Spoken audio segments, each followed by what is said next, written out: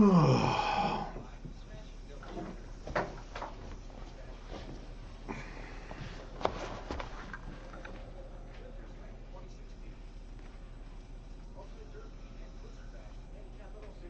calling first?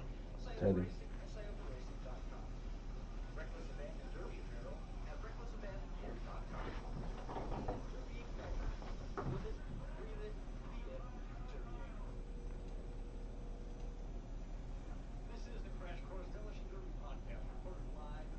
Yo, I'm putting you in right now.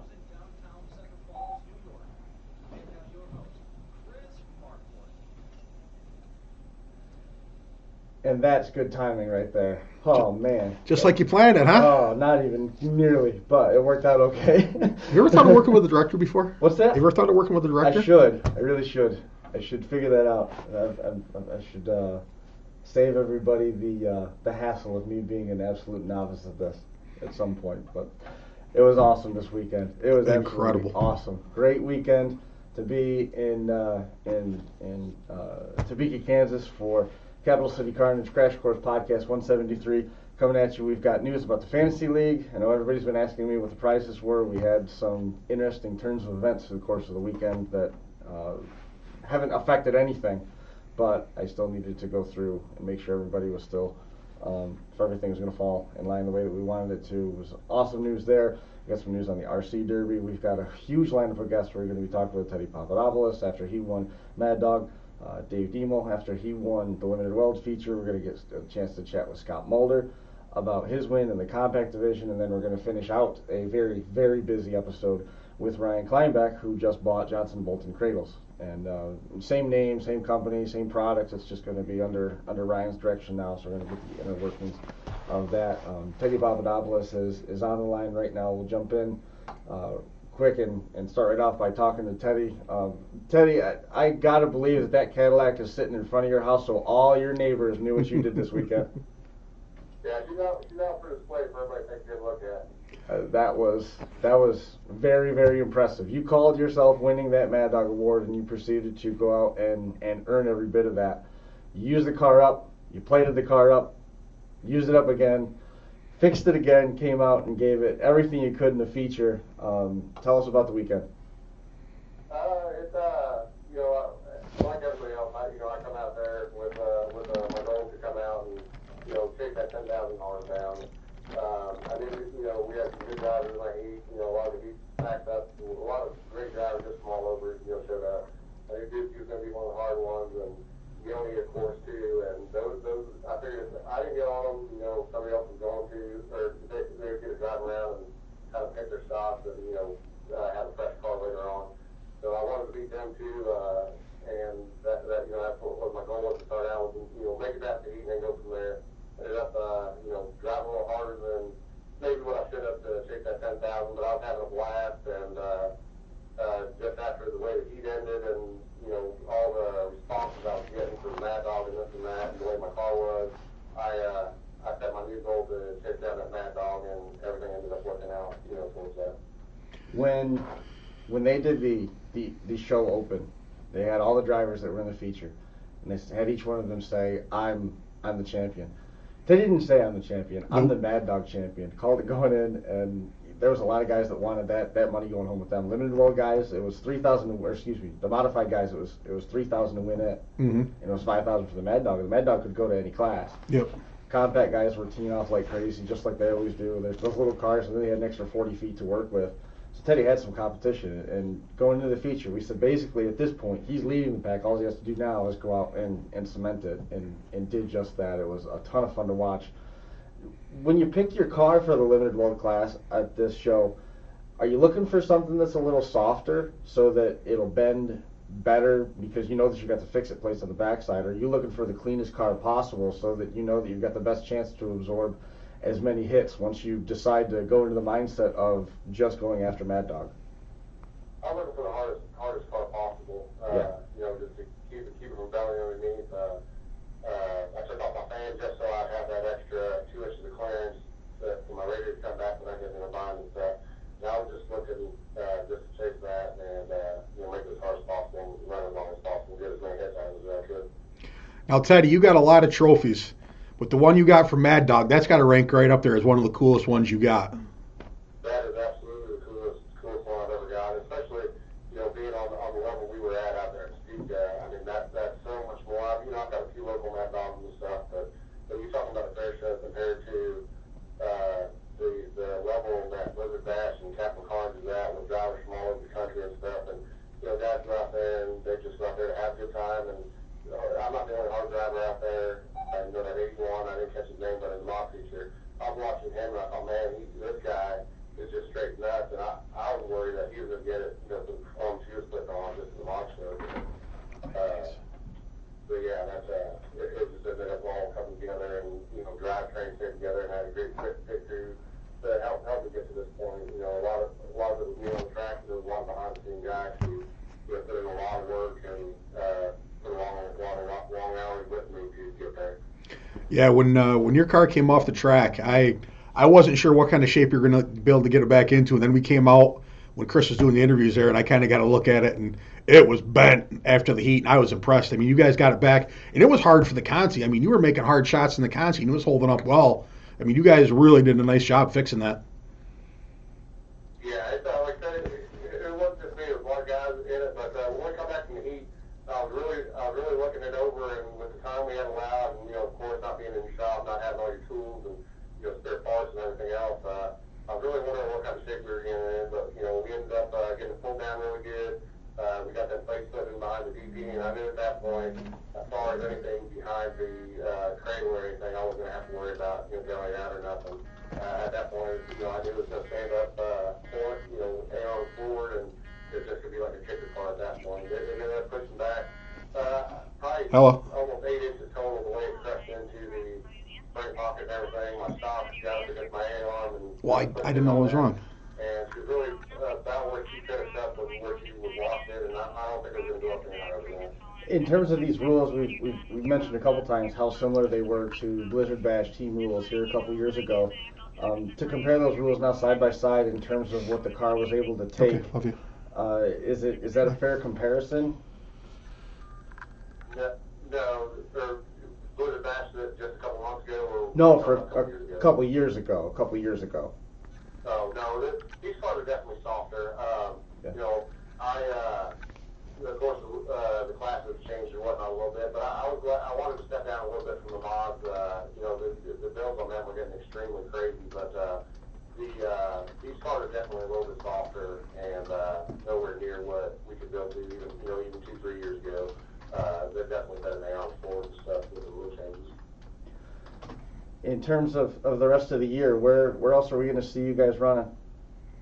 Well, this year, as far as any big shows, it would be Blizzard Bash, where me, Jake, Trey, and Rob will all be back out there with Blizzard Bash. It'll be a real good show again, a lot of good driving. I'll probably hit some local fair shows and whatnot, but I'm really not sure what the schedule is going to allow for, just with my kids and baseball and everything. But it'll definitely be some local shows. The next big show will definitely be in Topeka. You follow baseball pretty close locally? What's that? You're pretty into baseball locally? I'm sorry, I don't know if it's on my end or your end, but it keeps breaking up. Okay. Are you into baseball pretty heavy locally in your home area? Say it one more time, I'm sorry. Are you pretty into baseball? You follow baseball pretty close? I got you now. Okay. I'm not a huge sports fan, but my kids are. My son's a sports fanatic. My daughter plays some softball, and they play summer league and stuff a little bit, and I enjoy watching them. But outside of that, I'm not a huge sports fan of any kind. I'm just a derby nut, but I love watching them play. They have a good time doing it, and that's really all that matters, is that they enjoy it. Absolutely. How did you end up getting into demolition derby as a whole? Oh, I remember my first one was actually, I lived there in New York back in 94, 95, 96, and at that time I went to a fair, and it was more of it wasn't a straight derby like they're doing now, but it was kind of like they had a big soccer ball out there, and they were hitting it around. But at that time, that looked like a blast, and as I got older, I just started seeing more of the actual derbies and stuff. So my first year, I think I actually run with probably 2004 and stuff. It's just something that I wanted to try, wanted to do, and first time I did it, I loved it, and it's just stuck with me ever since. Where were you in New York? Was that over near Hamburg? Interlaken, Ovid area.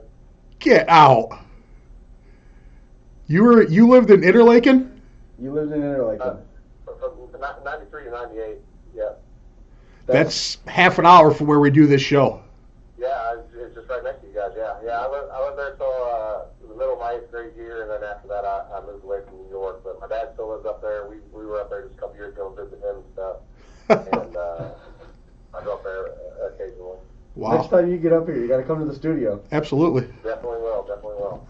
Very cool. That's small world. We always joke about the Derby world being small, but that's small. Real small. I never even would have guessed to ask if. So Teddy, did you ever live in Seneca County? Wow, that's crazy. Yeah, so you probably went to the Trumansburg Fair and watched Jam Productions with the Demolition Derby, the soccer that they did. Yeah. It had to be Trumansburg because there was only a couple in the state that were doing that car soccer. I was thinking Hamburg over on the lake where GM's based, but no kidding. So what do you have? Are you gonna run that car again? Is that car pretty much toast at this point? Just gonna be decoration and bragging rights for the neighbors? No, it's not gonna. It'll run again. It's not gonna. It's definitely gonna require some work up front. I mean, obviously, but it's gonna run again. Somebody's gonna see it somewhere. I don't want to release no details on who or where, but it's gonna come back again. That's always awesome. What are you guys building for Blizzard Bash? 4 caddies. There's only one car that I've ever run, and I won't be changing it up, but I'll definitely build another Cadillac. Was that a 74 you had out there, Teddy? That was a 74. Yeah, it was a 74. I've been asking a lot, get that a lot with running that 70 at Blizzard Bash and whatnot, but this one was 74, and that's what I really prefer. The 73, 74 is just like everybody else is starting to catch on now, and that's what they're after. But that's what I prefer too. Have you caught up on all your Facebook notifications yet? I have finally, up until the last 12 hours or so. I guess I've just gotten so many or whatnot before that, I can't get back. But I'm finally catching up, and it seems like every time I put my phone down, I've got another 15 friend requests and another 20 notifications popped up. Another 5 messages of people just congratulating me and everything else. But it's something I'm going to stay on top of, I guess, for the next week or so until everybody kind of forgets about my performance. How do you top that? I don't know if I can top that or not. That I set the bar pretty high for myself, and even for Blizzard Bash, I'm not sure if that's something I'm gonna be able to overall top or not. Hey, I'll have fun watching you try though. That'll be a good time. I definitely will. I will try for that. I just on our Blizzard Bash team we got Rob Hewer, Trey Hewer, and Jake Reed, who are all three just super great drivers, super good builders, and I joked with them at Blizzard Bash that my goal for the 2016 Blizzard Bash was to get us to the heat, and they were going to have to carry me in the feature. And this year is going to be the same way. My goal is to get us to the heat, and no matter who we're up against, I'm going to be wide open. I'm going to do as much damage as I can to everybody else just to make sure we qualify for that spot and don't have to run through the comp to get there. That's awesome. Hey, Teddy, do you know what happened to Rob in the feature? He lost fire in his engine for some reason. We don't know if it's a module or what, but even afterwards, we messed with it for a couple minutes, and it still wasn't firing out in the parking lot. So it was an electronic issue. Yeah, it was weird because, I mean, it was running good, and then all of a sudden it died, and I wasn't sure what had happened. Yeah, car was running great, and it looked absolutely great, front and back. And I was thinking he was going to go deeper, and like you said, it just all of a sudden quit, and it was done. It didn't want to fire back then. Yeah, he was what we all picked before the show and before the feature. I picked him to win, and I was looking good there. I mean, he was doing a real nice job, but it was a great show overall. Almost made Brian look smart. I need help with that. Teddy, man, anybody that you want to make mention of here? Yeah, like I said, just definitely Rob Hewer, Jeff Rash, Jared Haas, Paul Smith, Richard Elam, Chad Knowles, all them guys. Like I said, putting in the time they did this weekend, I owe this win just as much to them for the hours we put in. The long night, I think all of us, it was about 42 hours by the time we finally got to lay down and go to sleep, and we went out to breakfast after everything got over, and I think half of us slept while we ate. And like I said, without them guys and the help they did and everything, there was absolutely no way that I would have even been out there. But I owe this to them just as much as myself. Who bought breakfast? We all went on our own on that. Teddy didn't have a chance to cash the check. We were worried about getting back to the hotel room. I know I fell asleep reading my menu, and I wish we got the video of it, but Rob was over there setting up his steak, and he was sleeping. I don't even think he knew what he was doing. He wasn't even on his steak part of the time trying to cut it up. So we were all just ready to get back to the room by that time. Yeah, that's crazy. Awesome. Well, congratulations. Certainly well deserved, and we look forward to seeing you here in November. Thank you very much. I'm excited to get out there already. Excellent, Teddy. Nice job. We'll talk to you soon. All right, thank you, buddy. Too easy. That goes. Teddy Papadopoulos winning the Most Aggressive Driver Award. And of course, the 81 that he mentioned was Matt Tyson, the modified. Some results for everybody on the topic of that. Teddy Papadopoulos winning the the late model. Slow down. Slow down. Too much at one time. I would have fallen asleep cutting my steak if I had stayed up any later this weekend. Dave Diemel winning the limited weld feature, and as you made reference to, Matt Tice coming away with third place in that modified feature. Craig McCracken winning that one. Craig driving one of the Team BMF leftover qualifying team cars to a win in that leftover from the Blizzard Bash teams. He was on team with Tommy Starr. Mm-hmm. Salty. The pairing of Ryan Oldham and Ben Plate winning an awesome and a shocker feature. In a shocker, yeah. And a shocker. I'm still trying to think back. Ben mentioned it, and I don't remember it. I don't remember seeing a Mopar ever win. Once. It won overall in a standalone, or won a qualifying? Youth heat 2 years ago. That's what he Remember thought, the kid right. came down through and Yes, his I tire remember came that off and they threw the checker and the tire still hit the car? Yep. 2 years ago? Maybe Yes. it'll be going on 3 years this year. I do remember that now, yes. Yep. Ryan Oldham, Ben Plate winning that one. Second place going to the 1471 car, I believe is who won that. Caranda. Casey and Cody Caranda taking second place. And that was an excellent feature too. Yeah, that was a barn burner.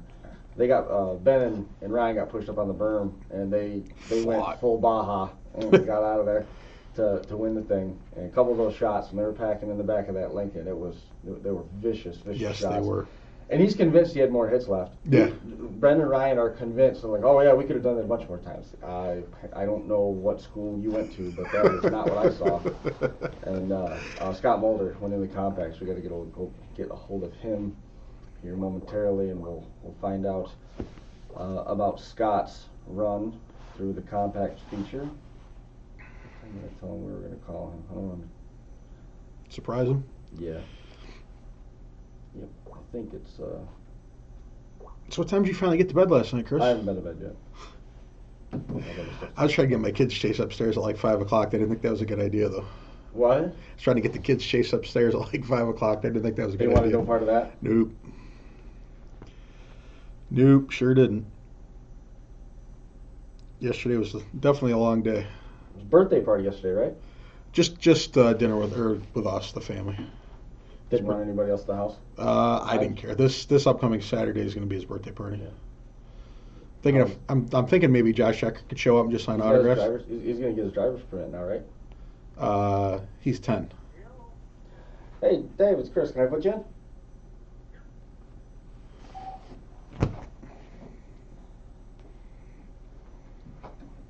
Now I know why it's in this order. We went from Mad Dog to that division winner. It's good to have a plan, right? Came up with that at school today, didn't you, Chris? Yeah. That's exactly what I did. I came up with that, as a matter of fact, in the middle of algebra. Because algebra is your favorite course. Nope, but that is the period that I did some of the background and coordinating. Dave Diemel joining us here, winner of the Limited Weld Championship at Capital City Carnage. What a feature that was, Dave. Yeah, it was something else. Tell us a little bit about those final moments when you're just going back and forth with Josh Turner. Shad Turner. In the final moments. Then you caught him against the blocks, and that stick came down. Yeah, it was a relief there for a while. You know, there's a lot of tough cars out there, and you just don't know what's going to happen. You know, you get caught sleeping, and your night could be over. So I didn't really think about it until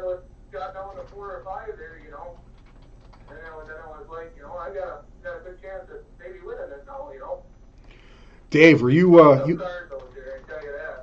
you had to be a little concerned going out there by yourself. I mean, there was a lot of guys that had kind of wheeled and dealed amongst themselves, and like you mentioned after you won it, you were the lone wolf out there. I mean, you had to be a little concerned about that, weren't you? Yeah, well, it kind of, that can either haunt you or that can help you, you know. So I just tried not to make anybody too mad at me, you know. I just tried to stay with everybody, you know. Yep.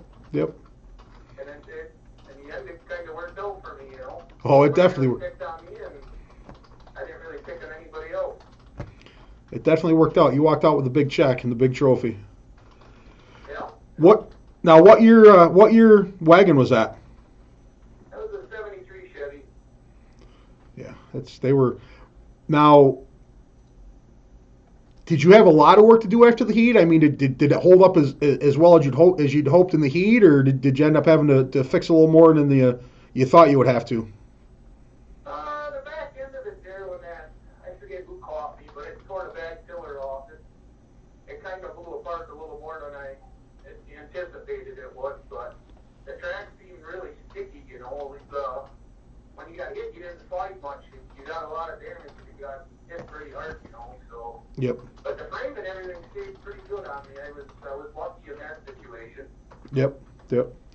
Now, I saw a few guys had actually notched the rear frames on their wagons. Did you notch your frame, or did you not do anything and just do a lot of 9-wiring? Well, I had it notched, but I also we pulled it down there for the feature and 9-wired it up to the fenders because there wasn't much left holding on the right side there. That one guy took coffee and broke the seams loose pretty good back there. Yeah, the wagons definitely seeming to become a pretty popular choice out there for that show. I mean, I think there were 7 or 8 of them Saturday. They also became a popular pincushion. They did, but I mean, that punching bag in the back held up just fine. It did, absolutely. But I mean, there was still 4 or 5 wagons in the feature. So I mean, they were able to come back. Jimmy, Dave, both Turners. So at least 5. And Jimmy, Dave, Abel, both Turners. I think there was 5. 5. Oh, Shea Weldon. Yeah, and Shea Weldon 6. So I 6. mean, I think there was only 2 of them that didn't make the feature. I mean, them wagons. If you're experienced with those wagons, they're an excellent car. I mean, just not, you can't be a rookie and go out there, but I mean, if you have a lot of experience with those wagons, they're a hard car to beat. And 3 of them were in the top 6. Yeah. Dave, have you run a lot of the Chevy wagons like that? Yeah, I grew up. My dad and my uncle. That's all we used to run. Everything else was obsolete. Even to run a Pontiac or an Oldsmobile was obsolete. Chevy was the premier car.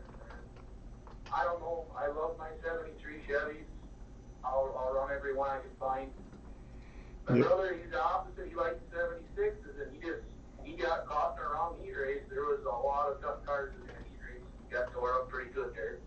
Yeah, there was a couple wagons that they got tore up pretty bad, but I mean, overall, that was a great feature. I mean, you guys, there was action through the whole thing. I mean, it wasn't like there was, it was a slow paced feature. There was a lot of action going on, a lot of great driving. Yeah, my neck was actually sore today, but I don't think it was from getting hit. I think it was from watching everybody was doing. Yeah, absolutely. They were definitely moving out there. Absolutely. I think that feature ended up being like an hour and 15 minutes, Chris. Hour 17. Hour 17. It was hour 16 and some change. Yeah, that was. But we called it. We figured it'd be probably an hour and 15 minutes, hour and 20 minutes. So, I mean, with that many good cars and that many good drivers, it's rare for them to make mistakes that take themselves out. But definitely a big show. Now, would you consider this your biggest win, or? Oh yeah, but most definitely. See, in Wisconsin, we didn't have a lot of big derbies. We had to drive for 5 there for a number of years, and I've done well. I think the highest I got was the 3rd last year, and they didn't have it this year, so we know Jason Bradzinski from Ski Incorporated there. Yep. Been after us to buy a few of his parts and start coming down and running your guys' shows down there, the bigger ones, And see, we didn't have to drive for 5 this year. We thought, well, we'll go try it once and see what happens. And I guess it turned out good for me. I had a lot of good luck throughout the weekend. I think it takes a lot of luck to win one of them. Oh, absolutely. Absolutely. Any motorsport, it takes a lot of luck, but definitely a derby. Better to be lucky than good, right? Absolutely. Absolutely. Yeah, that's for sure. You know, some guys didn't have a very good weekend, but you get to that caliber of show, though, there ain't no slouches like your county fairs anymore. Everybody's got a good piece of the blizzard. Yep. Yeah, there was a lot of great cars in that feature. A lot of great drivers. Imagine the number of wins just on that feature alone. Yeah. That guys, how many wins out of that? Oh, I know, right? I mean, it was incredible. What was your take on the adjustment? I see you took advantage of it by pulling that roof down. Initially, there were not going to be sedagons, and then it came out that you could have a half sedagon where the roof could be pulled down, but it could be no lower than the sill. And I saw you had opted to do that, whereas the Turners and Shea Walden didn't. Yeah, usually I don't usually sedagon my wagons, but I see that the seams were pretty split in the back, and I think in the end it helped me because we got it pulled down to where they just couldn't drive it and get hung up on you in the back, you know. Right. So in my situation, I think it helped me, but you know that's just my thoughts on it, you know. Mm-hmm. Your nose was pretty straight on that wagon too, wasn't it? I mean, it wasn't bent up that much, was it? No, the frame and everything was really, really nice on it going into the feature. You know, the car didn't look like much, but there was a lot of life left into it. I remember watching you throughout seeing you throughout the feature, and I just remember the nose just looked good on it, and I mean the back held up well too. I mean, it's not like it got tore up much in the feature. I mean the car. I mean, you did a great job driving, but the way you had the car prepared, it held up very well also. Yeah, I had my brother and Brandon Carpenter too. Them guys all ran, but were unfortunate to make the feature. So thank goodness. I mean, bad for them, but good for me. They helped out a lot. I had a lot of help to get it all done. There was a lot of work to it. Oh yeah, no doubt. Now is this style build like the style you're accustomed to back home, or? Yeah, it's a little more. You don't get to repair plates and stuff like that, you know. So when it comes to the repair plates, I just had to kind of guess at what I wanted to do with it, you know, because we don't usually get them back home, you know. Yep. But the initial build, like, I mean, is that the style you guys build back home, other than the plates, or? Yeah. That's, well, for the few couple bigger shows that we run at home, they were pretty similar. That's kind of what pushed us to this show. Cool. You know, so that's kind of why we came this way. But in the end, we didn't have nothing left the same when we started there. You know, we bought new cradles from E-Ink and tranny braces and all of that because the stuff we had wasn't caliber what everybody else was running. So Yep. we had to update all of our equipment anyways to come down. But you know, now we got it. Hey, the good thing is you just won the money, so now you're back even again. You got all those parts paid off, and everything's good. No, the wife is trying to take that away from me. Oh. Well, you know what they say: happy wife, happy life. So got to keep her happy, right? Yeah, but I had a lot of support. You know, Brian Nair, Nair Derby Parts and Superior Grinding, and Jason himself from Ski Inc. Them guys, they all helped me out on the parts situation and money to get down. You know, it was very awesome of them to help me out. That's cool. I mean, that's. And I hope Jason's still listening because I told him when I got down there, I said, hey, when I win this, you can bring me a set of your spindles. I'll set them on my hood. He's like, if you win it, I'll bring the spindle. That's Right. awesome. So when I won it and he come out on the track, I was like, hey, where's my spindle? Oh, I sold them all. I'm still waiting. Well, we know Jason pretty good too, so we'll have to put a bug in his ear to make sure you get your spindles because you're going to need them. Yeah, you know, that's kind of our goal. We're going to maybe try some team shows like Jason and guys run. The derbies in Wisconsin they're dying out. There ain't a lot of derbies up there that pay good or, you know, there's maybe 10 cars at the show. So we're going to have to start traveling a little bit. Yep. Yep, well, that's cool. Now, do you have a field full of fresh Chevy wagons that you're waiting to wreck, or you still got to go out and find them? Oh, we got a few. We don't have a lot, but we got a few. My brother went to Texas after the show there. I hauled his car home, and now he blew the turbo out of his truck down in Texas, and now I got to go down and get him because they want 10 grand to fix it. Oh, that hurts. Come take the cab off. I drove home 12 hours, got home Sunday night. Now I turn around, I got to go to Texas to get him. That's not good. So Isn't it? they're out there, but we end up paying a little bit more for them because we don't have a lot of connections as Yep. far as finding the older wagons, so we gotta work off the internet. Oh, yeah, We end up paying a little more for them, which kind of hurts the pocketbook. But absolutely. if you didn't like what you do, I guess you wouldn't pay the money to do it, right? Absolutely. Now, you remember the good old days when you were probably buying wagons for $50 and $100? Yeah. Yep. Yeah, I don't remember the last time I paid $1,500 for a nice Chevy wagon. No. 1,500. Yeah. Let alone 50 or 100, right? Yeah, I remember years ago I bought a driver 76 New Yorker for $65. Yeah, you were telling me that story one time. That don't happen very often anymore. No. There's still people out there that can find smoking deals on like Camrys and Oh, yeah. Avalons. And Yeah, things like nothing that we want though. But Nothing we want. Our cars, when we get done, they get. Back in the day, 20 years ago, my dad and uncle, they used to buy a Chevy Impala, take the front clip off, and jump out with the bumpers and everything on it, just so they had an extra clip for the wagon. what? Wow. You know the money they'd have now just in bumpers? If the guy would have only knew and stacked all that behind the barn or put them in a shed somewhere, Yeah, that's insane. That's What do your dad and uncle? What do your dad and uncle think of where Derbyman has gone today? What do they think of today's sport? Oh, they shake their head. They said they just can't believe you can put the cages in them, the motors and trannies, I just run a mile 383 in mine. It's nothing big, I used to race modifieds, and my local engine builder there, he did all the machining, and one of my race buddies put it together. Yep. And they thought that was crazy, but when I showed them the videos and just the stuff of what's running down here, they shake their head, just can't believe the way the direction of the Derby went, Yep.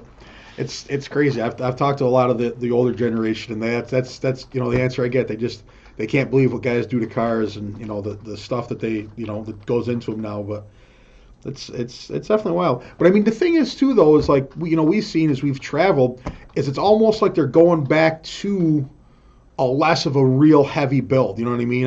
I mean, you guys with the limited weld, I mean, you guys can still do a decent amount of stuff, but obviously it's not to the extreme as like the modified class. But I think the lighter builds are starting to come back more. I mean, you can still build to a point, but I definitely think the lighter builds are making a comeback. Yeah, I think so. Well, it comes down to how much time and work you want to put into your car, Yeah, absolutely. I mean, them heavy builds, and the money is an issue too, If you go to a heavy build, are you going to go on a stock spindle? No, because, the aftermarket spindles are out there, So I think Yep. it comes down to your pocketbook too, and that's kind of what was keeping me from doing a lot of the bigger shows, but Mm-hmm. I've been buying little by little and getting there, but Yep. if you wait too long, what you buy is outdated by the time you get it all bought. So you gotta, if you're gonna do it, you gotta kind of jump all in, and I like the limited welds. Yep. The cars still bend. Yep. I like them, but we might try a team show yet here too. Just so when we drive over the track, it's one team versus the other team. Yep. You ain't getting ganged up on as far as the heat races right away yet, because we don't have a lot of people that want to travel. I got my brother, me, and my cousin, and Yep. we had one other guy from Chilton. We had 4 of us that came down. Yep. And if you don't know nobody, you're kind of at the mercy of them, Oh, absolutely. Yeah, there was definitely some draft work and some picking and choosing as to who was going to be running with who. But again, man, you did a great job. I mean, you went out there by yourself and you brought the big check home, so you can't be upset with that effort. Yeah, I was probably one of the only ones that didn't have stickers on my car, but my kids wanted to paint my car, so what do? You gotta The family likes to get involved in it. Let the kids paint. Yep. Absolutely. Turn loose. So I let the kids paint the car and save money and not having to buy stickers. Hey, and you know what? It looked perfect in Victory Lane. There wasn't a better looking car than that one sitting in Victory Lane, so it's all good. Yeah, thank you. Anybody that you want a big mention of? Just my 3 sponsors. They help me a little lot. Ryan there, Derby Cards, Jason at Ski Inc., and Superior Guardians, and of course my family. You know, if they don't allow me to do it, you can't do it. And my brother and my pit crew, they worked very hard to get that car ready, and in the end, it paid off. Awesome. I like the sounds of that. Dave, man, congratulations on the win. It was great to hear from you. We look forward to catching up with you down the road. Is there any likelihood that we might see you on one of the limited Weld teams at Blizzard Bash at the end of the year? We're talking about it. Nice. Me and my brother are talking about it. We're not for sure yet. But one thing I want to say is, you know, a lot of people kind of stick to themselves, but there was a lot of big names that would actually, you know, talk to you. They didn't just walk away, you know. That really was a good feeling, I guess. They didn't make you feel like a nobody. That's great. Absolutely. Great part of Derby, man. Sure is. Well, Dave, man, again, congratulations. Appreciate you coming on the show and hanging out with us for a little while. All right, sounds good. Thanks for calling. You bet. Have a Dave. good one, Take bub. care. Thanks. There goes Dave Diemel, champion.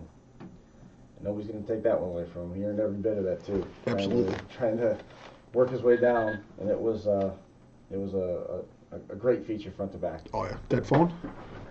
That one is, but I came prepared. Got an extra one? I did. You are Chris Marquardt. You know what's cool, though, is I loved everything about that show. But when them modifieds came out there and they started turning it up, there was just nothing like mod cars inside the Topeka Expo Center. No, they're not. Or Kansas Expo Center, I'm sorry. They were just the sound and the hitting and, oh, man, I'm telling you what, if you've never been to Blizzard Bash, you have got to get there as a Derby fan. I mean, it's just a sight to see those cars built like that and the way those guys drive them. It is just so intense. It's a sight to behold. Isn't it? And I mean, the limited Weld drives hard. They were driving hard Saturday night. But that mod guys, man, they were just, it's so impressive. I mean, the RPMs they turned and the collisions and, well, Matt Tice, one of the first shots he made, he knocked the front end out of a car. Hit it against the berm and pretty much knocked the whole front suspension out from underneath the car. It was just Scott, it's Chris. How are you? Incredible shot. Can I put you in?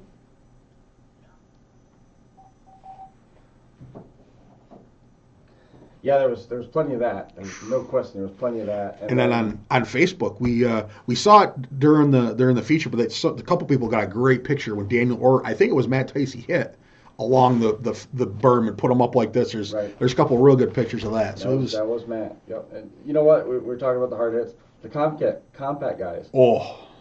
Have got to be hurting. Scott Mulder, the winner of the compact championship at Capital City Carnage. Scott, how are you feeling today? I feel great. I don't know how that is. You got out of that car 3 inches taller. I'm 6'4" already, but no, I don't think I was 6'7". One of the last shots, it came down to Scott and Kevin Ullman, and appreciate the assist of Shea Ford and Kevin Ullman and getting us in touch with Scott today, in getting that feature to a close. I don't remember who did it, but one of the 2 black cars hit third place so hard it broke both rear struts on the back of the car. It was just crazy. Scott, take us through that feature. It was hard hitting, there was a lot of action, and there were some pre-run cars out there. Yours one of them, and you were able to put that one in victory lane. Yeah, I don't know. I always bit of a slow starter. I guess I don't know. Probably try and think about it a little bit too much. Mm-hmm. It's a fault of mine, but about halfway through, stuff was just lining up, and I was enjoying myself, taking shots, the guys up against the wall. And yeah, it just everything kind of went into play nicely. So. Now, Scott, I got to ask you a question. I think I heard this right when Josh was interviewing you, but were you saying that you weren't happy with how the front end held up in your car? With how it held up, no. I mean, I'm kind of finicky. The front good. I mean, it's hard to tell. It went up and in squarely, so it looks pretty good from the stand. But it was definitely up about 4 or 5 inches. Actually, the bumper tipped up 4 or 5 inches up, and probably a couple inches back. So it's definitely on its way the wrong way. Let's say. I got to tell you, I've never built a compact. I've only ever ran one, but I thought that car looked nasty hard because you were hitting stuff as hard as you wanted and backing away, and they were junking. That car looked awesome. And I'm like, I don't know what that thing is, but it was impressive. And when you got out, and I thought I heard that right because there was some other stuff going on, and you said, you were happy with how the motor ran, that motor was very impressive. But to say that the front end was, I'm like, man, I was glad that Chris got you on so I could ask you about that. But from where I was sitting, and most of them, it looks square, but it's pushed in quite well at the firewall. I've done a couple patches, won't help at a show that'll allow that down the road. Some UD summer shows this summer, I can run a pre-ran with patches. It was pre-ran for Blizzard Bash, but I wasn't allowed any patches, so that's kind of what happened. Things got bend at the show. So. Now, what kind of car was that? That was a Monte Carlo with a W body. Yeah. So, Is there any other compact? pretty much, yeah. They were all W bodies except for that Fox body. So. Now, did you do your own motor work, or did you bought that motor from somebody? I did all that motor work myself. That was a screamer. Yeah, I don't, and I said this Saturday. I don't know if I've ever heard a 4-cylinder that ran that good because that thing was there instantly, and I mean, you were making power through all the RPMs, and that was a very impressive motor. Yeah, it runs nice. So. When you guys get up here, when people get compact cars, if it's got a transmission issue or if it's got a drive issue or a motor problem or something like that, they're not as apt to do the work on it just because it's so labor intensive versus putting a new transmission or motor into one of the V8s or something similar. Being that this motor is so crisp and it's right there for you, you go through the trouble of moving that motor from car to car, and are you willing to do the transmission work and stuff to keep a car that's in relatively good shape and save it versus just crushing it out? Yeah, a lot of motors, even ones that I've got that aren't built. If it's a good running factory motor, I definitely put them in from car to car. I buy up a lot of cars that have bad transmissions or motors, and I've got a drivetrain sitting around similar to what the big car guys do, I'm sure. Just kind of doing it with a front wheel drive. That's all. That's cool. I like that. Absolutely. I like hearing that. The Blizzard Bash prospects for this year, are we going to see the black and gold cars back again this year? I didn't quite hear that. What was that? Are you going to be back at Blizzard Bash? Am I going to be at Blizzard Bash? Yes. That was a lot of fun watching that compact derby. Absolutely. The feature. I was a little disappointed with the outcome. I mean, got third place, but I lost reverse on that car that I just won with this weekend. I really think I could have had it, but just lost reverse. And yeah, it doesn't happen much, but it just had to happen then, I guess. So. A little bit of redemption, I suppose, trying to put this one together and coming out with that same car and winning on the same track. It felt good. Just a little bit of redemption, I guess, and yeah, I wanted Blizzard Bash too. There's no doubt about it. Wanted it for myself and for the rest of our team. Absolutely. But, just didn't play out right for us. That's all there is to it. So. Where else are you going to be running this year? What was that? Where else do you plan on running this year? Do I plan on winning this year? Of course. I plan on winning every derby. That's what it's all about. Just going. No. Where else do you plan on running this year? I don't know what's going on with Do I plan on winning Blizzard No. this year? Of course I do. No, everybody knows that. That's a given. Yeah. Oh, where do I plan on running? Oskaloosa Team Derby in June. Mm-hmm. R&R Denison Show in early June also. And honestly, from there, it just kind of, I don't know. It just kind of depends on a couple pre-rans, how long they last, for a couple county fair shows, and then Blizzard Bash again this fall, so it could be as little as 3 or 4 more shows. It could be as many as maybe 6, 7, 8 shows. Is that a pretty average year? 6, 8, somewhere in there? I'd say so, yeah. There were between 5 and 8. Try and keep my butt home. My wife and kids happy too, so. We've talked to a ton of the big car builders about how much time it takes to put a Blizzard Bash team, national team record car together.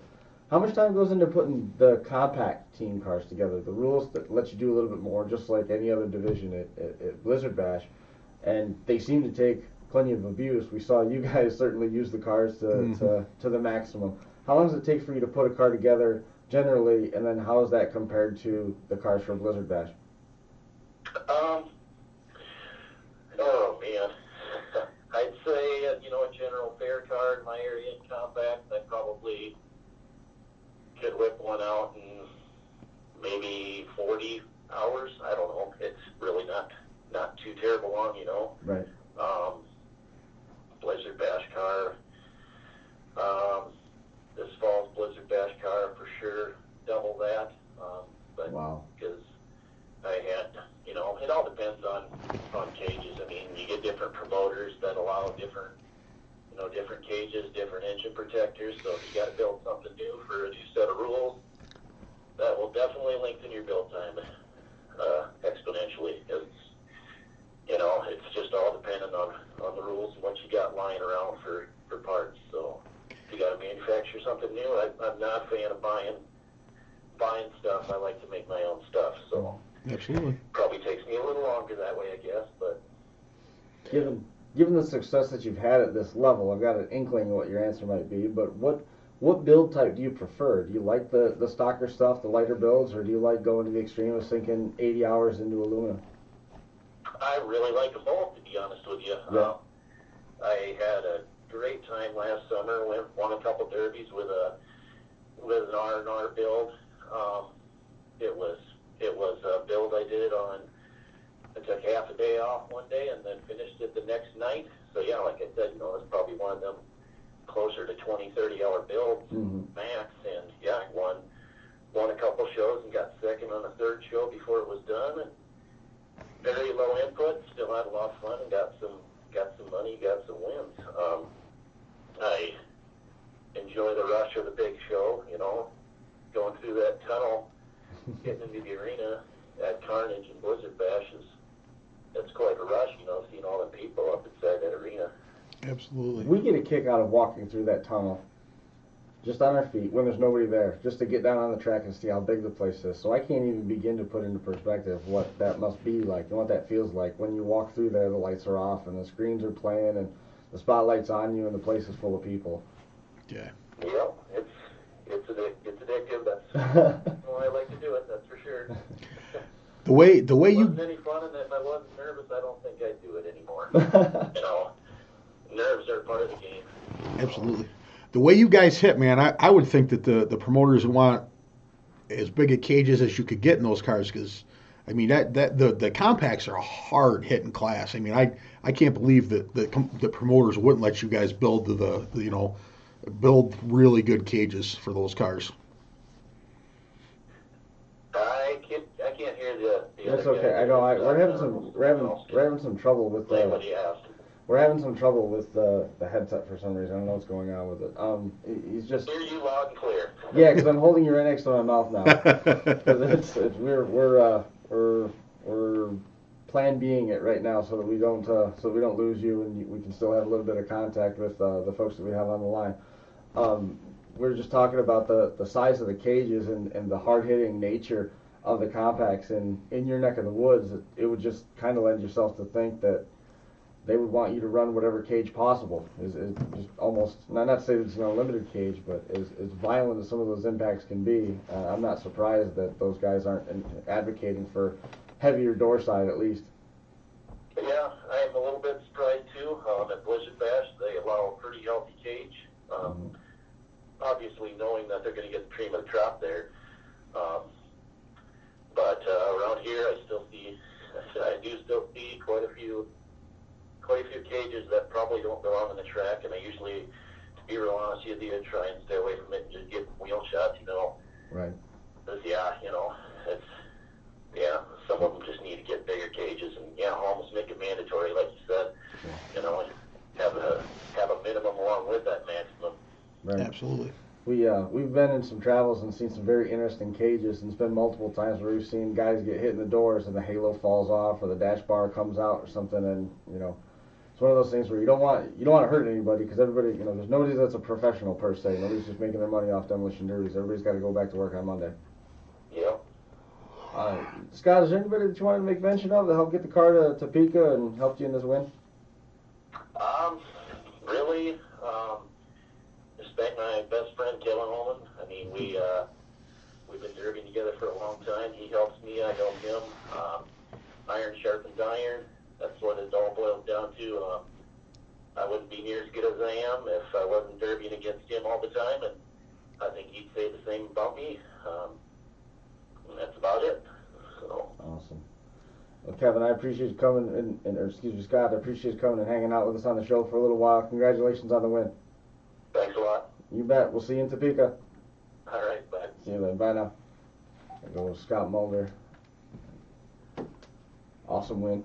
Absolutely. I mean, that was such a good round. It was a good feature. I cannot figure out what's going on with these microphones though. We're getting hit and miss functionality. Had some great talks with the folks at Bash for Cash and Smash Derbies today. 80s newer turned back the clock and compacts all paying a minimum of $10,000 or more, approaching 500 entries for the 2017 Bash for Cash, May 26th, 27th, and 28th at the Ross County Fairgrounds in Chillicothe, Ohio. Weekend passes for adults $75, kids 6 to 14, $30. Single day passes are $30, and that's for Sunday only. Smash It, in addition to hosting Bash for Cash and now working with Ultimate Derby on promoting Blizzard Bash coming up in November as a show of goodwill towards the driver pool, is giving away 2 Baldwin engines at Blizzard Bash 2017. All compact drivers are going to be eligible, putting 5 tickets in for one of the compact Baldwin V6s. Right? 2-3. 3-1. That was, excuse me, it was a 3-1. You're right. I got that wrong. I got to fix that quick. It was the 3100, right? Yeah, I believe it's a 3.1 liter. Change that right now. There you go. Just like that. Yep. 5 tickets in. And no tickets are being sold. Additionally, No, you it's have just to. for the compact Yeah, guys. compact drivers participating in the show. In Blizzard Bash. In Blizzard Bash, yes. And that was misunderstood. We conveyed that incorrectly at Capital City Carnage. This is applicable to Blizzard Bash. Our full-size drivers are going to be eligible with 5 tickets for a Baldwin Racing V8, which I think there's still some discussion on what that's going to fall in place as, but awesome package that all you have to do is register, and you get 5 tickets. There's Register and run. None of them are being sold separately. None of them are being sold specially. You can't get more. You can't get less. 5 tickets per driver. Mm-hmm. May Mania is coming up just around the corner. That is on the 13th of May, Golden Spike Arena in Ogden, Utah. It's the 2-man team derby. They've added a 2-man truck heat. Total prize money $42,500. You can get more information on Stern Dirt Racing online at sterndirtracing.com. We are going to be spending a lot of time in Ohio this summer. Looking forward to, or in Utah this summer. Looking forward to get out there and seeing Johnny Gullo and Gumby and all those guys. And that team show is stacked front to back. Last year was awesome when we ended up with an El Camino on our lap. We saw Fetro and Ponzer roll to the wind down there this year promising to be just as epic. Met up with Chad Bumgarner in Topeka over the weekend and finalized our plans to be part of the Midwest Smash Fest in Geneva, Nebraska, July the 15th, 2017. That is going to be a fun one. Fresh Cars only 2-man teams and $125,000 in guaranteed money. Payout first place, $20,000 to the winning team. It's $10,000 a person. Not a bad day's work. No. Right there. No, for sure. If you got questions or you don't even believe it, you can call Chad Bumgarner, 402-759-2583. That's 402-759-2583. Jump online. If you go to Google and type in Midwest Smash Fest, it comes right up. They've got a website that's dedicated. It'll redirect you over to the Nebraska Figure 8 page, www.nefigure8n.com page. It comes right up. You can find that right there. Also, going to be part of this one. This is our first trip to the incredibly hard-hitting, ever-loved Mandan Team Derby at the Dakota Speedway in Mandan, North Dakota, Saturday, June the 10th. We're going to be out there. We're going to be hosting the pay-per-view as part of that. It's at Dakota Speedway on Longspur Trail, Mandan, North Dakota. The first time that we've gotten out there, it's a place that we wanted to get to. We appreciate the opportunity to get out there and be part of this one. You're not going to want to miss it. Dustin Anderson has been working very hard with Ken Hoff to make sure that this works. If you have questions about the show, 701-391-6211. Ask for Ken. And rounding it out, Blizzard Bash 2017. We just put an exclamation point on the first of 2 trips of 2017 for us. Wrapping up Capital City Carnage. Now attention turns to November 9th to 13th at the Kansas Expo Center in Topeka. Thursday the 10th at 4 o'clock, National Qualifying Team Round 1. Wednesday night is going to be the pit party and heat draws. Friday the 11th, the RC Derby starts at 9 in the morning and goes basically all weekend because they've got a dedicated venue. At 6 o'clock, the National Qualifying Team Round 2 and the 14 to 17-year-old youth division. Saturday, November the 12th, 10 a.m. Compact Limited Weld Team Round 1 at 6 o'clock. Power Wheels, all the Team B mains. That's National Qualifying, Limited Weld, and Compact, along with the trucks, the youth, the bone stock division. Sunday at 1 o'clock, National Qualifying, Limited Weld, and Compact Division Team A mains. That's all coming up again November 9th through the 13th, Blizzard Bash 2017 at the Kansas Expo Center in Topeka, Kansas. I like that 4 p.m. start.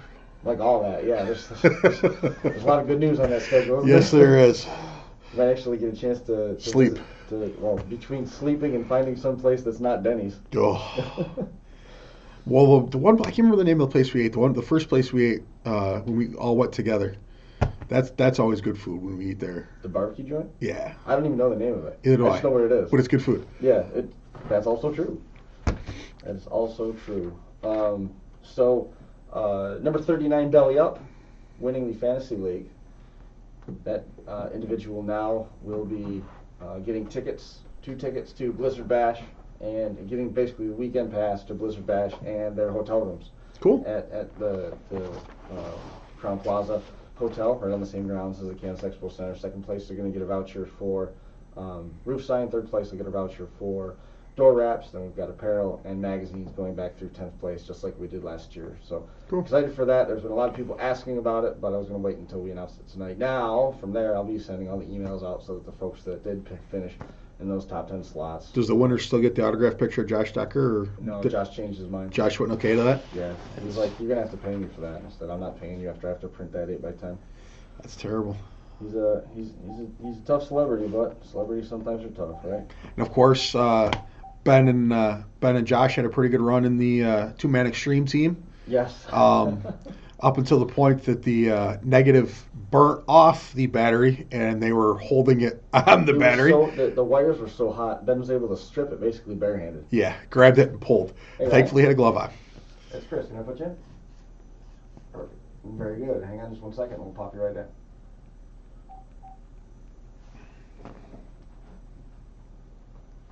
I don't exactly know why. I just put him in the same headset that hasn't worked for the last 3 interviews, but we're gonna give it a shot. We'll go with it. Ryan, man, how are you? That's why. Ryan, how you doing? I'm good. How are you? We're doing all right. Proud new owner of Johnson Bolt-In Cradles, joining us here. Going to do the soft close now for all the folks watching on Finger Lakes Cable Access. Appreciate you guys joining us for a little while here. If you want to see the duration of the whole show, jump on YouTube, look up Crash Course, jump on Finger Lakes 1, find the Crash Course channel. Appreciate you, everybody joining us and the support that we get from Cable Access over there at Finger Lakes Community College. Ryan Kleinbeck joining us to talk about Johnson Bolt-In Cradles. Tell me about how this whole thing came together. When you're sending us the notes there, you said that it came together pretty fast. Everything's going to stay essentially the same, but you're now in charge of that. Yep. Well, what happened is I got home late Friday night, and I'm on Facebook, and I seen that he wanted to sell out and get out of it. He was busy with kids and stuff, so I had another guy kind of tag me in it. So the next day I called Eric up and talked to him a little bit, and about a week later, it's all mine. That's kind of mind blowing that it can happen that fast. It was a good thing. I kind of wanted to push it through quick. I didn't want anybody else to really jump on it. I think it would be a good thing, where I live in the Midwest. It's easier for me to get to these bigger demos than what it was for him out in Washington. And so I think, I think there's a market for around here for it. So I just wanted to jump on it and see what happens. So what's your background in demolition derby? How did you get into it? Well, I've been running on and off here for about 15 years and took a break there for a while. And the last few years I just wanted to get back into it. Then they started coming out with all these fancy, cradles and rear ends and stuff. And so I sold everything and dropped the paint and just bought all the new and greatest stuff and gonna hit her hard now. So here we are. That's cool. So are you familiar with the fabrication of these cradles so that you can continue continue moving on that? Yep, I bought a cradle from him a year ago and it in my car, so I know how they work, I know how they're built, what you can do with these things. So I think they're a great product to use an 03 and newer, easy, 5-10 minutes to bolt up. You can pull them out quick and put them in another car. Nothing to it. How about in terms of what they are now versus what you envision? Because a lot of times builders and fabricators, they get that part that they buy and they start putting it in, they start thinking, if we could tweak this or do this different, this thing might be even more effective than what the original piece that came from the factory is. So what about you? Are you looking at this thing and saying maybe we might do some design improvements or work on R&D'ing some new products?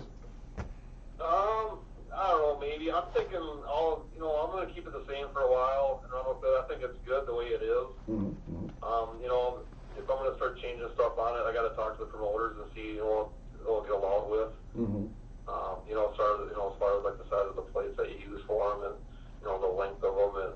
And so I don't want to kind of, step on my own toes by going bigger and badder with these things and all of a sudden they're not going to long run.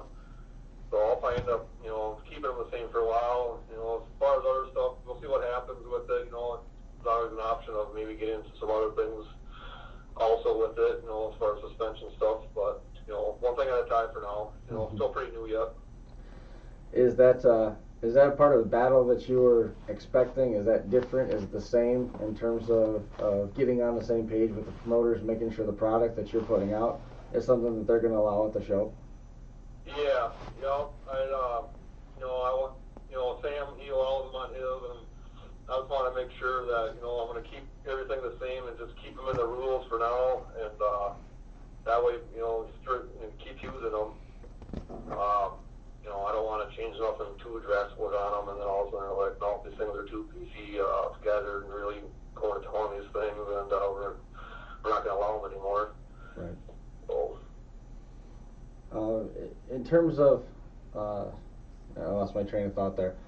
In terms of the bolt-in process itself, do you have to go find cradles elsewhere? Are they readily available? Because you have to start out with some sort of core to begin with, correct? Yep. Finding the K members is probably going to be the toughest part for me, to get them all. But it basically is just, the K member itself. And then it's just flat steel and drill some holes. They're pretty simple, pretty easy to to figure out and bolt up. Yeah, we worked with Doug Medlin, who gave away one, and Anthony Wall ended up winning that at the New Year's Eve party, and that dude was ecstatic. Yeah, it's pretty nice piece. And getting a chance to see it up close and see how they work and understand a little bit more about what that does, it certainly does make things a whole lot easier. Did Ben explain it to you? Huh? Ben explained it to you what it does and how it works? And no, Josh did. So it sounded good. I mean, it might not have been right, but it sounded good. So Ben explained it to Josh, and then that's what went down. That's exactly what happened. You were like to tell a secret story, and it just went. Yeah. So nice. By the time it got to you, it was really cool. Well, it was really simple. Yeah. Josh told me how a bolt-in cradle works. You can call Ryan, and Johnson Bolt-In Cradles is going to send you a cradle, and then you just send Jerry over. Jerry will put it in. That works perfect.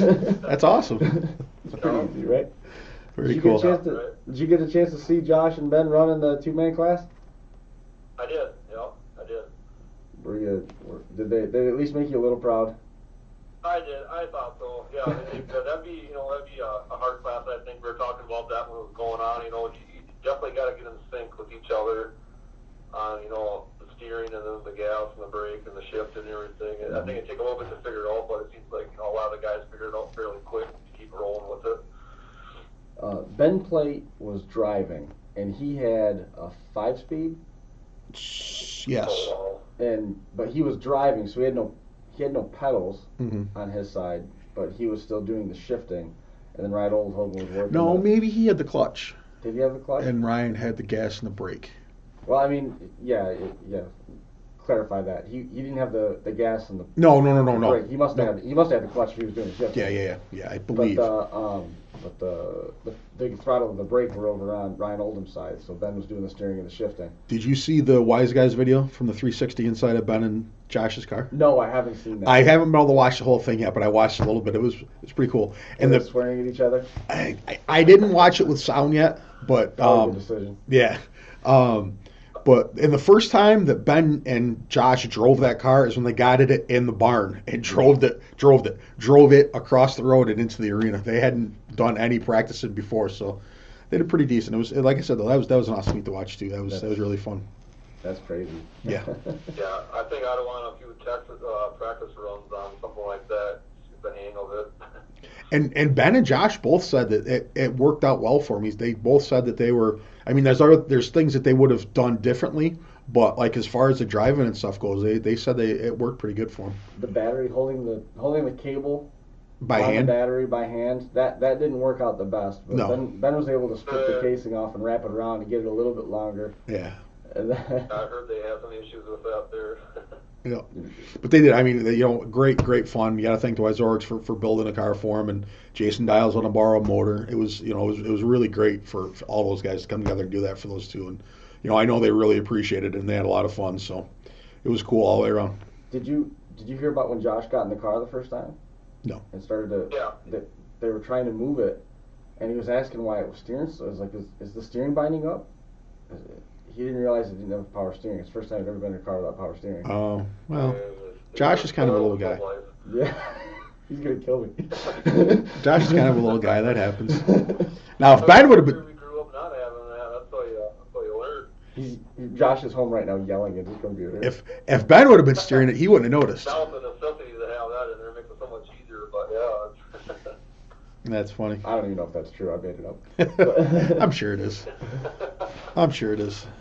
But Ben said it was surprisingly easy, even shifting left-handed. Then eventually he was shifting right-handed. Yeah, because he was holding it. Cable on. Yeah.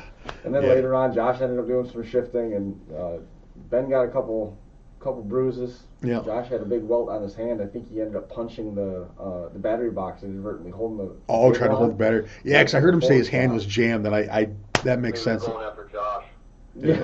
With the battery box. I tell you, the Vogels, or excuse me, the Carandas, when they got out of their car, they looked like those brothers looked like they were going to start throwing hands on the. Yeah, they were. But they put on a great they really the battle at the end was really a great driving exhibition. I mean, there wasn't any mistakes made on either team. There was no bad shots. They were, it was good driving. I was very impressed. It was very good. Yeah, it was a fun class to watch there. I'm sure there was a lot of words in between the cars, yelling at each other, do this, do that. A lot going on, and your mind's scrambling too sometimes. Absolutely. The process itself was pretty simple in terms of getting everything, especially with the cables, shifters and cable pedals. Yeah. In terms of building it, so I can only see that class becoming more popular and doing more in terms of showing up at other events. I know Josh was talking about trying to have something like this at home. With the truck division at Oris. Oh, really? He had to sell gully on it, but he desperately wants to. You could go down there and do it. I could, or instead I could stay on the stage where it's safe. Because the likelihood of, I'm not saying that sentence. I just heard where that was going, and I was tempting fate if I said that. That would have been a bad idea. Ryan, where are you going to be running this year? We'll see here. I'm going to try to get down to Spring X. I figure if I'm going to get down there and push some cradles, then I'm going to bring a car down there. We'll see what happens with Bash for Cash too, and then just local shows around here, and then got a team going for Blizzard Bash this year, so I'll be busy getting a car ready for that too. What class at Blizzard Bash? What class at Blizzard Bash? The qualifying round. Nice. Cool. Yeah, we ran down there this year, last year, and we're gonna go back again this year too. So. Very cool. It'd be good to. That'd be great. We get a chance to catch up with you at Bash for Cash and at Blizzard Bash. See you a couple times this year and check in and find out how the transition is going as you move from being a driver into a full-blown business owner with the Johnson Bolt-In Cradles now being under your operation. Yep, as long as it doesn't take too much time. I still like to build the cars and get into them too. So well, you can find a happy medium too. Yeah, you can kiss all that goodbye. Yeah, I've heard that. But we'll see here. It's like like I said, if we're gonna go to these shows, and try to sell some cradles, and I'd love to bring a car with too. So you might as well kill two birds with one stone there. Absolutely. Nothing like being a self-promoter, man. Yeah. For sure. Right. For sure. That's great to hear. I'm glad things are going well with it, and that it's gone smooth for you. Is there anybody else that you want to make mention of that's going to be helping you with the fabrication or been helping you build the cars while you've been focused on this? Well, probably just the old lady there. She's been pretty supportive of me. Is dropping just a buttload of money on this stuff in the last couple of years, and she's been pretty good to me. So Christine, I gotta say thanks, and she's been supportive of the whole cradle business too. She just this is what you want to do, let's do it, and you enjoy this stuff, and I think it's probably because I get out of her hair too. Absolutely. But her brother-in-law is huge. She's going to be helping me weld these cradles up too. He's a welder by trade, so I got his back and getting these things burned up and helping me jig them up too. So that'll be good. And then just all my friends and that help me out with these cars and everything else that's soon to come. Very cool. Like the sounds of all that. Did your wife come up on Derby? Yeah, she derbies. We build her some powder puff cars here and there when they have them around our local area. So she does pretty good. And we got her. She runs some Chryslers here and there. So Yes. hopefully this year I just picked up a new motor for her here not too long ago and get that thing dialed in and get her in the driver's seat this summer a couple times. And it's almost fun watching her out there than me just driving too. It's kind of a family affair out here. Mm-hmm. Absolutely. Not the first time we've heard that story either. Best way to do it. Yep. Well, Derby's together, see it together. Absolutely. those are words to live by. Yeah. Yeah, right. Well, man, I appreciate you coming on again. Congratulations. We look forward to catching up with you here in Ohio, and then after that in Topeka. Yep, sounds good. Ryan, I appreciate it. We'll talk to you soon. Yep, thank you. Thanks, Ryan. There goes Ryan Kleinbeck, proud new owner of Johnson Bolt-In Cradles. So I teased a couple things at the top, and I appreciate you helping out with the interviews through the course of the night while we got everything put back together. We had lost most of the show slides shortly before we were supposed to go on, and I was in the process of rebuilding them when we got here. And then, like I said, I looked at the clock and we were almost late. We weren't done yet. We weren't ready to go. But help out wherever I can, man. Yep, that's all we had to do. Was just find something to talk about, and we did okay. We hit on the prizes. The Fantasy League winner. I talked with Russ today, and the Fantasy League is going to be coming to Bash for Cash in 2018. So Interesting. Yep, that'll be very interesting. I'm excited about that. It won't be this year, unfortunately, but that was really cool. That they were very interested in asking a lot of questions about that. And so does that mean there's a good chance that Crash Course will be at Bash for Cash 2018 also? Well, yeah. I mean, Bash for just Cash. checking. We're going to be at Bash for Cash this year. We're going to be at Bash for Cash. I would assume. Well, I just like making plans, ahead of time. I'm not a planner. I don't spend a lot of time. Yeah, okay. I'm not a details guy. You know what's amazing? We're an hour and 14 minutes into the show, and we still got people listening to us. I know. This was.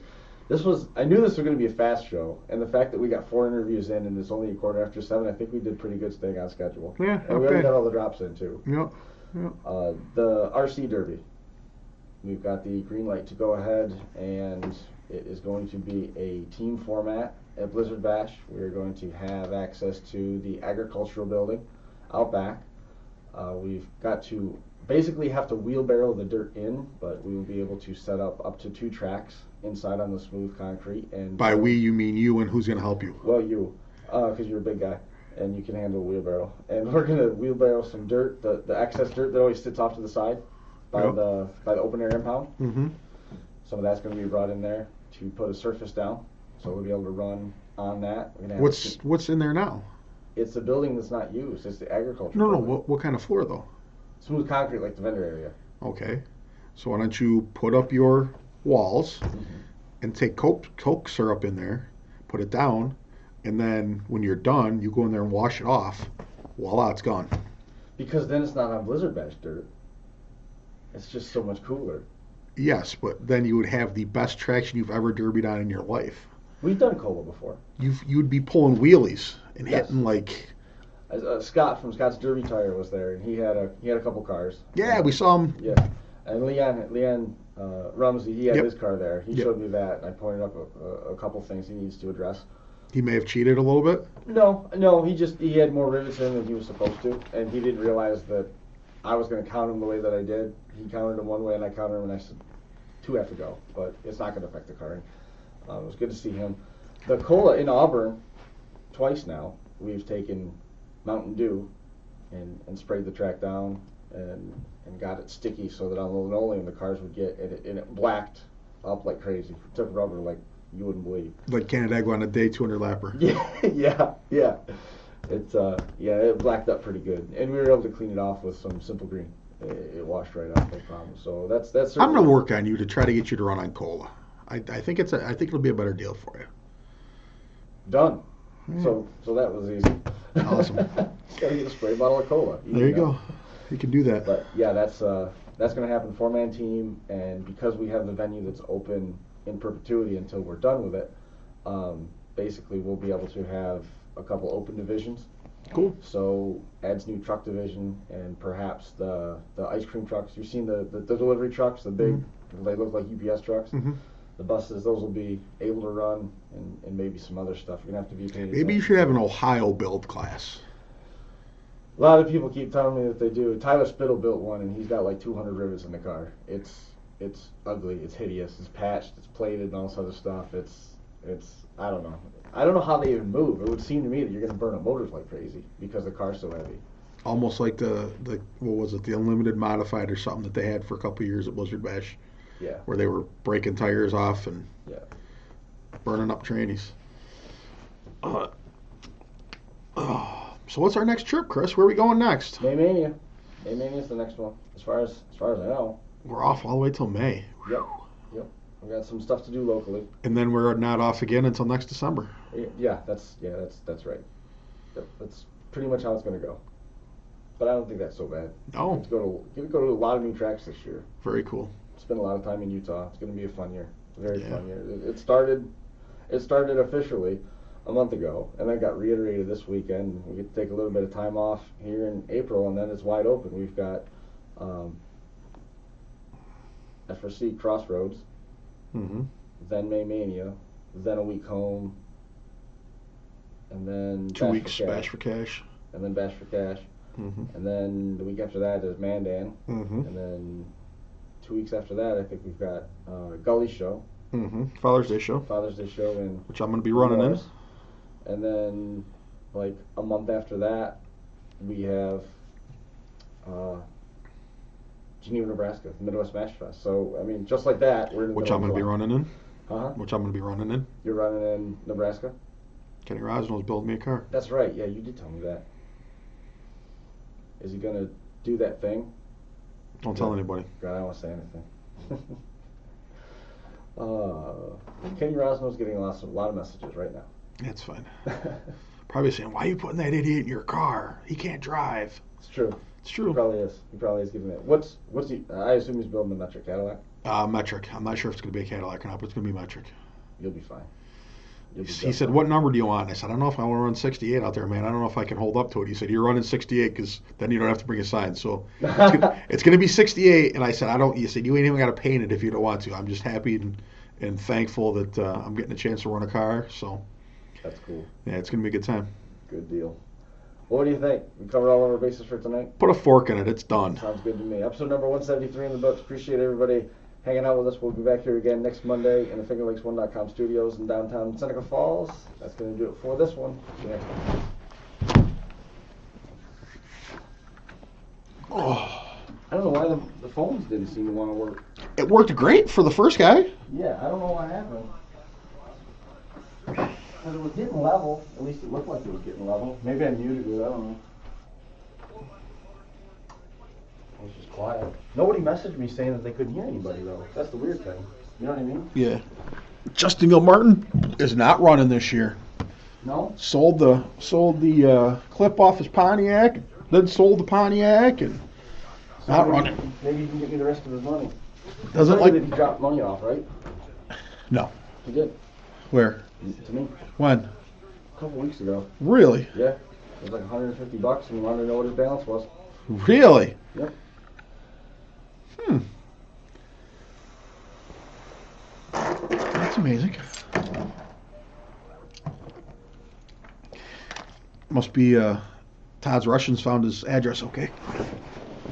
Oh. Oh. My kids are ready for bed.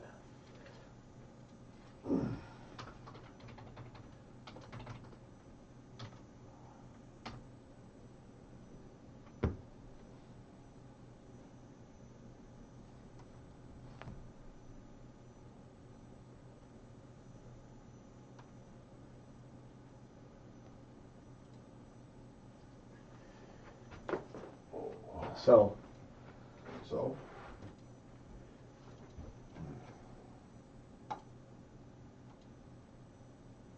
Tempted fate tonight. How so?